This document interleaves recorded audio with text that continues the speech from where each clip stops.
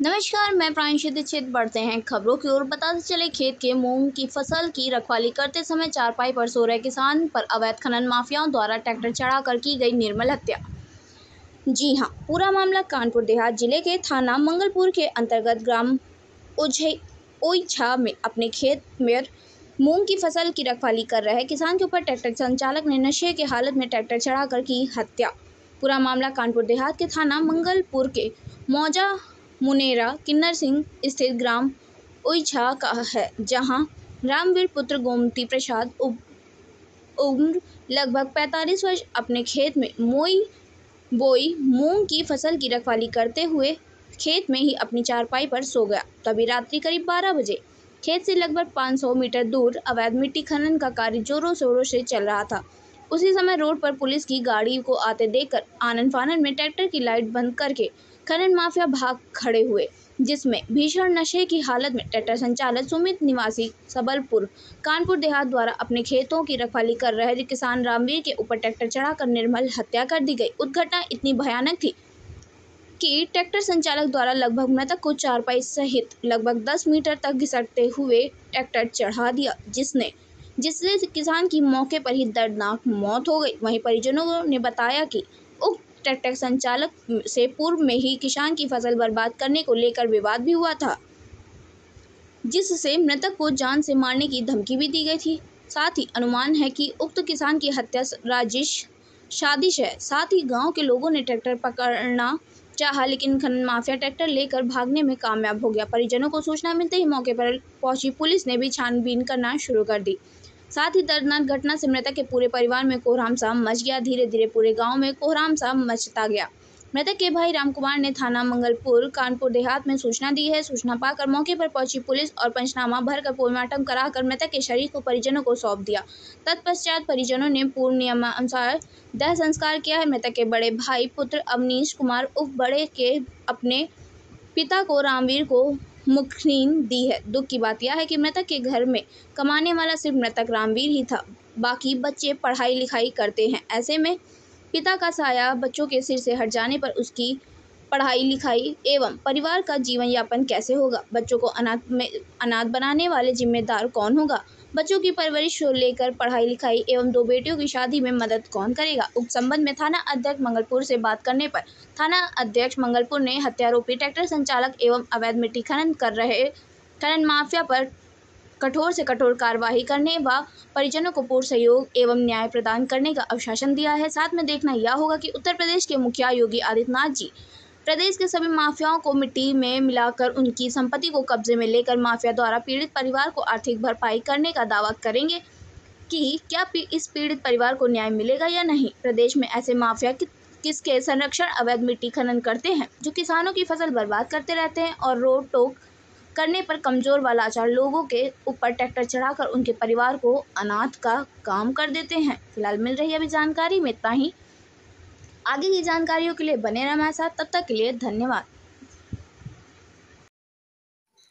क्या नाम है आपका? मेरा नाम। हाँ, तो जिनके साथ घटना घटित हुई है, और तो उस संबंध में सरकार से आप क्या मांग करना चाह रही हैं? उनको न्याय मिलना चाहिए उनको, और क्या। 2 बच्चे इनके हैं, 2 बिटियां हैं, 3 लड़के हैं, छोटे छोटे बच्चे हैं। बताओ क्या करेंगे? वही कमाने वाले थे, हैं? फिर शादी कर रहे, 2 बच्चे हैं, पैसे रुपए दे थोड़ा बहुत, और न्याय मिले। लड़कों की सर्विस लगवाए, लड़कों बच्चों की। अच्छा, अभी जो वो पकड़े नहीं गए हैं? अभी पकड़े नहीं गए अभी। तो आप चाह रही हैं कि वो पकड़े जाएं? हाँ, पकड़े और जाएं। जो है जैसे कि कमाने वाले वही अकेले व्यक्ति थे, तो उनके बच्चों की जो है परवरिश की व्यवस्था सरकार करे, यानी बच्चों को नौकरी दे, किसी न किसी को, और जो है बेटियों की शादी में मदद करे।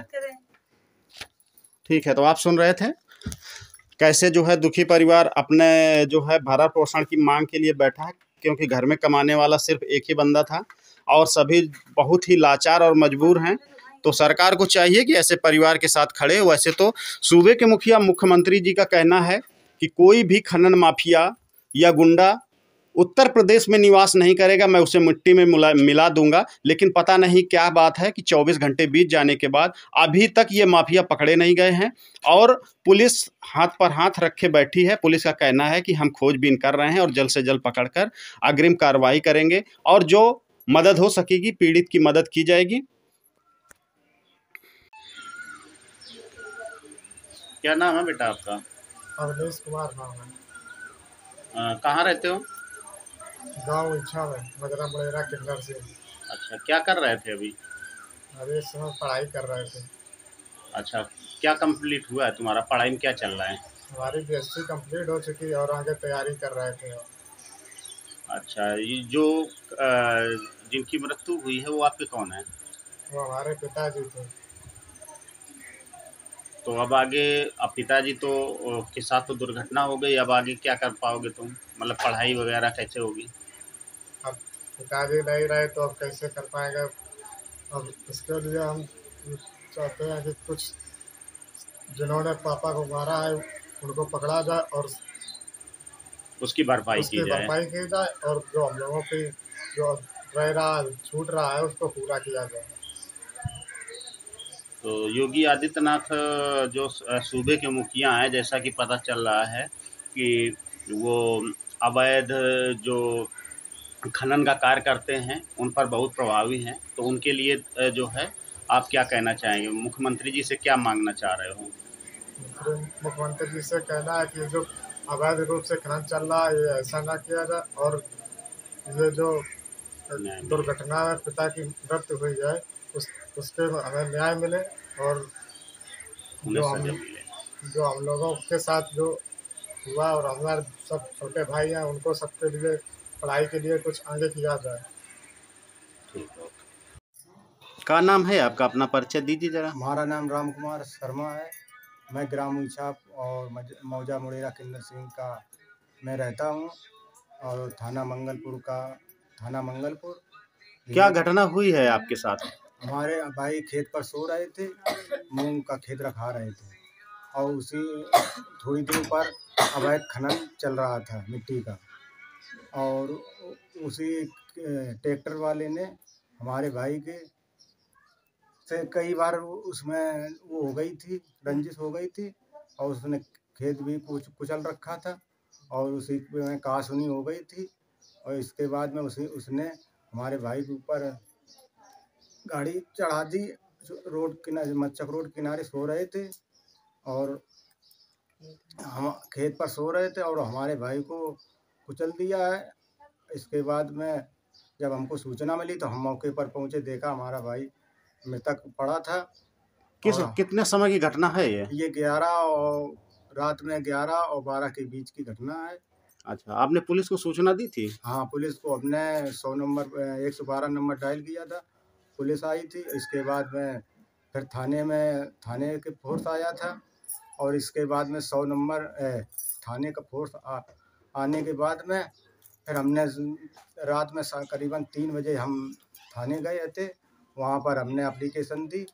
इसके बाद हमारे ऊपर दबाव पड़ने लगा कि जल्दी से मतलब पोस्टमार्टम रात में ही किया जाए, पर हम लोगों ने मना कर रखा था। पुलिस हम पर दबाव बनाती रही। इसके बाद में सवेरे करीबन 9 बजे पोस्टमार्टम हुआ और हमको न्याय मिलना चाहिए, यही हमारी गुजारिश है। अच्छा, जो भाई साहब खत्म हुए उनकी शादी हुई है? हाँ, उनकी शादी हो गई है। उनकी उम्र करीबन 45 वर्ष है। उनके 2 बेटी हैं और 3 लड़के हैं। अच्छा, मतलब वो कमाने वाले अपने घर में अकेले थे, वो अपने परिवार में? वो घर में अपने परिवार को अकेले चलाते थे, वही कमाने वाले थे और उनका कोई अब सहारा भी नहीं है। उनके पास थोड़ी सी खेती है और हमको न्याय मिलना चाहिए। कैसा न्याय चाहते हो आप सरकार से? सरकार से हमें ये कि उनको मतलब गुजारा भत्ता मिलना चाहिए और जो हो सके वो हमको मिलनी चाहिए, न्याय मिलना चाहिए। ठीक है। आप कौन है? हम उनकी बहन है। अच्छा, आप क्या कहना चाहेंगे जो है इस घटना से? हम घटना से मेरे भतीजों को कानून न्याय मिलना चाहिए। अच्छा, कैसा न्याय जो है चाह रही हैं? अब उनको कानून आप जानते हो कैसे न्याय मिलना चाहिए। जैसे कानून इनकी परवरिश कौन करेगा? पालने वाला तो एक ही था, मेरा अच्छा, भाई। पढ़ाई लिखाई कर रहे थे बच्चे अभी? हाँ, पढ़ाई कर रहे हैं। अच्छा, तो आप चाह रही हैं सरकार से कि इनको जो है पढ़ाई लिखाई और भरण पोषण की व्यवस्था सरकार करे? हाँ, कोई कमाने वाला नहीं है। आपके कौन थे? भाई अच्छा, तो आप क्या कहना चाहेंगे जो है भाई के लिए अपने? इधर तो पैसा ऐसा मिलना चाहिए भाई, मदद मिलना चाहिए। आप अपने बच्चों के लिए क्या कहना चाहेंगे? सरकार से कैसी जो है उम्मीद करती हैं? सरकार से मतलब कैसी उम्मीद चाहिए आपको कि क्या सरकार आपकी मदद करे? सरकार हमारी मदद करे कि तुम जल्दी जल्दी उनको पकड़े और हमारे बच्चन का न्याय दिलाए। हमारा खर्चा कौन उठाएगा? ठीक।